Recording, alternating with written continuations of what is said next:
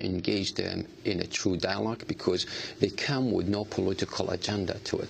And what they face the grainy image of the internet coming to them, because there was a camera on top of the gun, and then a chat room when they could talk to other people. And sure, 1 month later, 80 million hits on the website, 65,000 shots of the paintball were fired at me from 136 countries. And to me, that the dialogue I created, that was what I was looking for, is the engagement and the dialogue, not another art piece. Can you explain the controversy that just blew up at Rensselaer Polytechnic Institute at RPI, upstate New York? So in 2008, I was invited to a part of the program that raised awareness about Arabs and Islam at RPI. And I engaged with their students in a few projects. But then at the end, I was supposed to put a show, and I proposed a show, and the show called The Night of Bush Capture and Virtual Jihadi. And what I learned about a video game in 2005 called The Night of Bush Capture, and apparently that video game was released by Al-Qaeda. And in the game, it's a first shooter. In the game, you shoot Americans, and at the end, you are face to face with President Bush, and you shoot him, you kill him, or he could kill you. So I was intrigued by the game, just like we know of Al-Qaeda, these guys in caves introduce a video game sophisticated as well as the American Army or any games that's released by the Army to recruit people. I downloaded the game, didn't know what to do with it until 2008 when I proposed that show to RPI. And what I did, I took the game, I hacked it, and I put myself as the dispensable virtual jihadi suicide bomber, Iraqi, who was outraged by the death of his brother and then the death of his father, and he decided to become a suicide bomber. But he doesn't act on his own. The first shooter has to send him to blow himself next to President Bush. It didn't go well.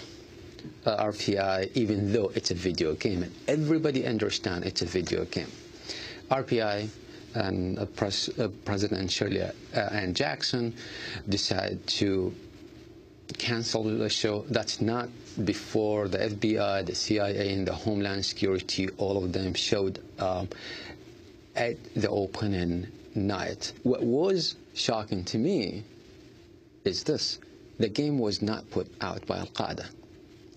What Al-Qaeda did, the game was put out by an American software game developer. And the objective of the original game is to go hunt for Saddam. And in the process, you face Iraqi face to face, and you shoot them. And Iraqis, all of them, have only one face, Saddam face. And then at the end, you kill Saddam. At that time, and that was 2003, no objection to the game at all. They're okay, they're dispensable, they're others, you could shoot them. But only when I was able to bring the game I hacked, and the game act as a mirror. Now the hunter become the hunted. Only then it was objectable.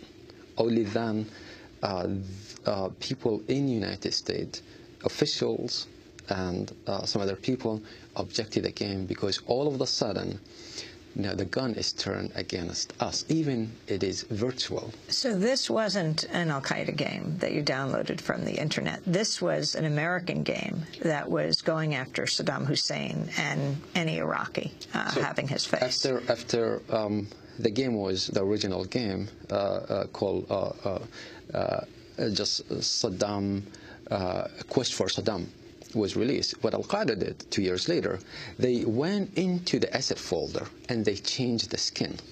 So that was changing just a simple thing in a game, just the skin outrage people.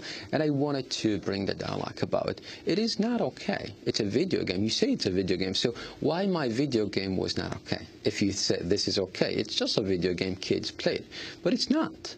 When you subject other culture in literature, in even a simple thing as a video game, what you're doing, you are brainwashing youth and tell them it is okay to attack other culture. You grew up in Iraq under Saddam Hussein. Talk about the kind of art you produced in Iraq under Saddam, and describe the atmosphere of growing up in Iraq under Saddam. I grew up like many Iraqis at the beginning when the revolution took place. Everybody was happy, thought finally Iraq going to be for Iraqis, not for another foreign entity. But slowly, unfortunately, Saddam took over, and by the age of 13 or so, Iraq war started when Saddam attacked Iran, and that war lasted about 8 years.